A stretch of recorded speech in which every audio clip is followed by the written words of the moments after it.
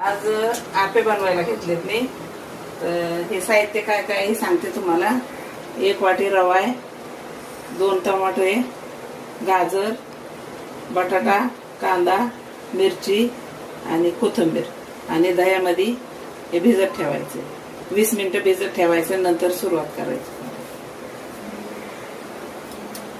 आता मी बटाटे किसायला घेते.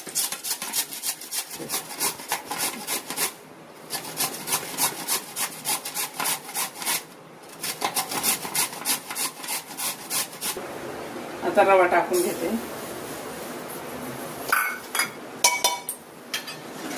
आणि किसलेलं गाजर आणि टोमॅटो आणि कांदा टाकते. कोथिंबीर, मिरची,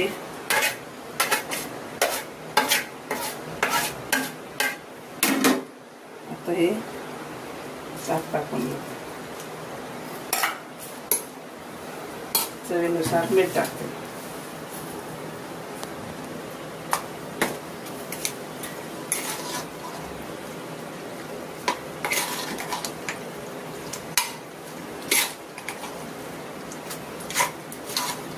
थोडं हलवून ठेवलं ना, तर 15-20 मिनिटं ह्याला मुरत ठेवते आणि नंतर मग करायला घेते.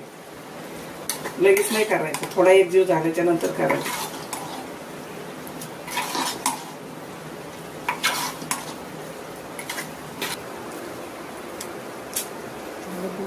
आता आप्यासोबत खायला ओल्या नारळाची चटणी तयार करते. ही डाळवा आहे, ओलं नारळ आहे, लसूण आहे, आलं आहे, कोथिंबीर आहे, मिरची आहे आणि कढीपत्ता. मिक्सरला काढते. आता तेल टाकते. आपे बनवायला घेते. तेल जास्त पडलं. रोज उपमा, पोहे, शिरा खाऊन कंटाळ येतो ना, मग कधीतरी आपे पण बनवायचे.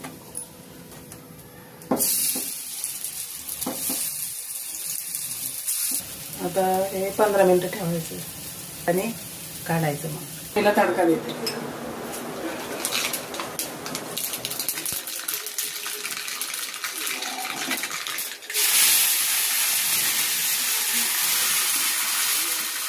आता चटणीला तडका दिला का चटणी तयार झाली.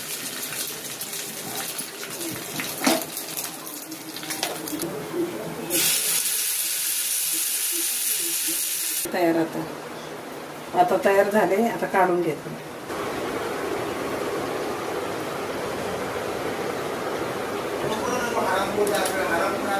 हे आपे बनवले आणि चटणी मी टेस्ट करते. तुम्ही पण बनवा आणि मला सांगा. खाली